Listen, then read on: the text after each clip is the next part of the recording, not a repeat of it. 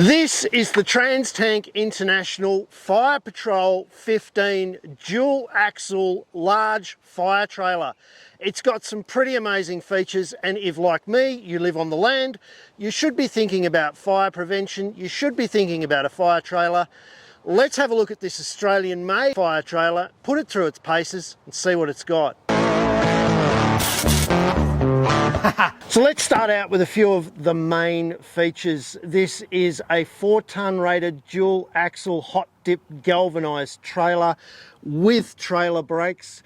It's got a 6-metre suction line with filter for pulling water out of dams. The 2,500 litre tank is made in Australia and exceeds Australian design rules. Added to that, it's got liquid lockers in it, meaning that it's fully baffled. So even when the tank is partly full, it's not going to surge and create a problem on the fire field, particularly if you're going over uneven terrain. Around the back, we've got a plumbed in Davey twin impeller fire pump driven by a reliable Honda motor. And did I mention, it's remote control from over 100 metres away. And the fire hose is this long, which is just over 30 metres. Hey Sam, can you give us a hand, mate? Yeah, no worries mate, just give me 5. Sam's going to show us how to do it properly. He's a firefighter that I've brought along to have a look at this. So tip number 1, Sam, when you got a hose reel, always bring the nozzle back, yeah? Always bring your wife back home with you, mate. That way you're not dragging your nozzle on the ground either. That's much easier, mate. Oh yeah. And it is a bit like that, isn't it? You're as reliant on that in a fire as you are your wife. Absolutely, you know, you don't have that nozzle, you're not really doing much, are you? Now, you've been an incident controller and all sorts of things in the RFS over many years. 2 weeks. That's what he tells everyone. 2 weeks I've been in the RFS. Don't believe a word he says. But you're going to be giving your opinion today, and it's just your opinion. That's right. You're not representing the RFS here today, and it's important for people to understand that. Yeah, I'm just like my own personal opinion. I want you to try and find issues that we can improve on it. I want you to try and find things that have been done well, and I want you to give us your unfiltered opinion about what this machine's like. Yep, I will do.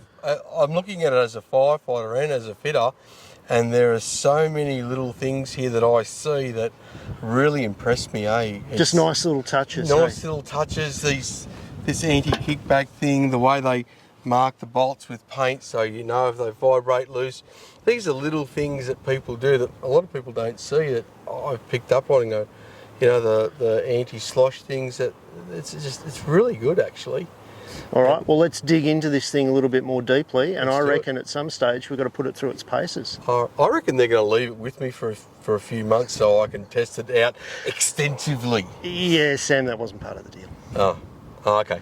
The first thing for people to understand, mate, is that everyone used to build their own trailers, used to build their own fire trailers. These days, the rules have changed in Australia. That's right. They call it, a Rover certification? Yes, that's right. right. And you've actually got to be a certified trailer builder to build something like this. You've got to be certified to build a trailer, not just a boiler maker. You have to be certified by Rover to build trailers. This is a Rover certified trailer, and it's fully road registerable, so it's got more than just fireground capacity, hasn't it? That's right, yeah, with these Dust-suppressions on it, yeah, it does a great job. Make it handy on the farm, won't it? It will do, eh?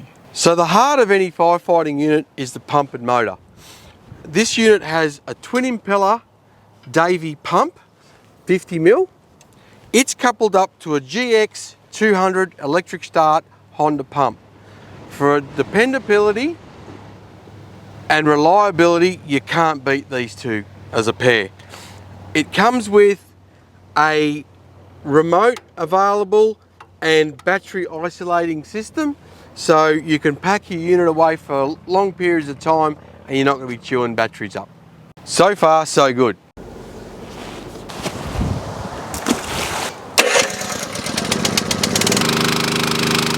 Okay, so we've just taken the suction hose off. On your pump, you've got inlet, outlet. So if you trace this line back, it comes from the tank to a valve and into the inlet of the pump. In order to work off the tank, this valve needs to be open. If we want to draft from a dam, first thing you're going to do is close that valve. And you pull these two tabs, taking the female coupler off, being careful not to lose the rubber seal in there, because if you lose that seal, you will not be able to achieve prime. Okay, so always be careful of that. Again, grab your drafting hose, make sure your seal's intact. Couple that on. So now that we've fitted our suction line and primed the pump, we need to be able to get water from the positive or the pressure side of the pump into our tank. We had the inlet delivery line that now becomes an outlet delivery line. So you drop that coupler there and you simply hook that fella onto there. Okay, then you open this valve here, which will allow the water under pressure to come through here, through the valve and into your tank. Now what we're going to do is go close to the dam, but not in it. What we need to do now, is because we don't have a float, is the strainer is poking up out of the water. So we need to push that down. The pump does not suck air. So what happens is as the pump turns at the eye of the pump, it creates a negative pressure. So here's a stick I've prepared earlier, and hopefully the wind won't blow it away. And that holds it down.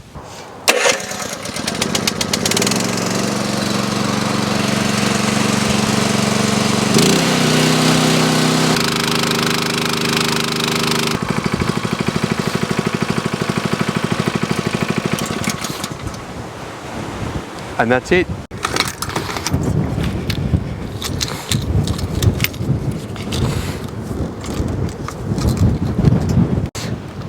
Love the fact that this is now secured on here. On this end, this coupler won't come through. There's a little R clip here you can pop in if you wanted to. The strainer is locked in that little ring there. It's been well thought about. It's really well done. The good thing about a good quality pump is, at here we have a check valve, and that allows water to go in but not out.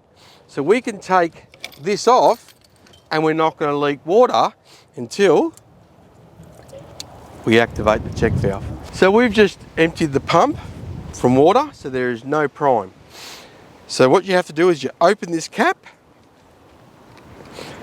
and take the top off, and this is where you prime your impeller. Two ways to do it. You can go to your water source with a bucket, fill it with water, come pour it in, or take that off. So all I'm going to do on this is just use what comes with a trailer, no extra gear. So all I do is throw my suction hose out,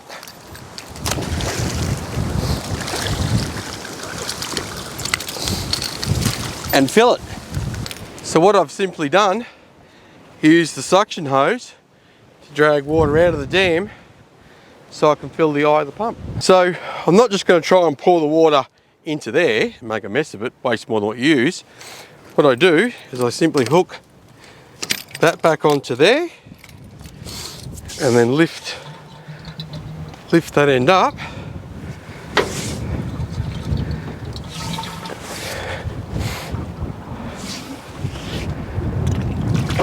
And we're primed, good to go. The clever engineers from TTI have made everything 50mm. So I've got this female coupler here that I need to put somewhere. There it goes. I won't lose that now. Now that we've filled our tank, we have to return it to back such a way that we can start firefighting. So, with this valve still in the closed position, we take that off and back on, and put your blanking cap back on, and open that valve. What I really like seeing on this pump is the protection of this pressure regulator. If the impeller is spinning for a great period of time and there's no water going out or very little, the impeller can get hot, burn seals. This hose back to tank means that you're not wasting any water, which is really important, and keeping your pump cool and operational. We keep coming through, we've got our dust prevention system. It's an electronic valve that comes through, it's run by that little remote-y thing. It comes through, and then we've got 2 outlets on the either side. Great for controlling dust. So for firefighting, what I would recommend is we can take this off. And remember, I wanted a male and female coupler here. If we had that, you could plug that into there, and you can use this as a bulk water carrier to fill up tankers and Cat 9s. A simple thing like that would make these people's assistance to RFS members dramatically. Adding a male and female coupler to that hose would take you minutes, but how handy this will be running around on a fire ground, filling up tankers, it would be invaluable. Any controller would love to have someone there working with you doing that. What benefit you give your community with this would be massive. Well, Sam, does it pass the muster? It does. I like it. I rate it. I reckon it's built so well. Pretty neat piece of kit, isn't it? It's built so well. There's so much little pieces that, you know, nylock nuts everywhere, painted so you can see where they are. The welds are gorgeous, the cuts are gorgeous, the folds, it's really well made. I'd be happy to own it. Just a couple of extra little valves and fittings that you'd customise yourself, as you pointed out in the review. Yep. Is that a deal breaker? No, because if you really wanted to do it, you just do it yourself. And it doesn't cost a lot of time or money. No, and you're not gonna affect warranties with any of that. So no, it's great. I rate it. Absolutely rate it. The only thing left, mate, is to test it out and see how far it'll spray. I'd run if I were you, Tim. Run, Forrest, run!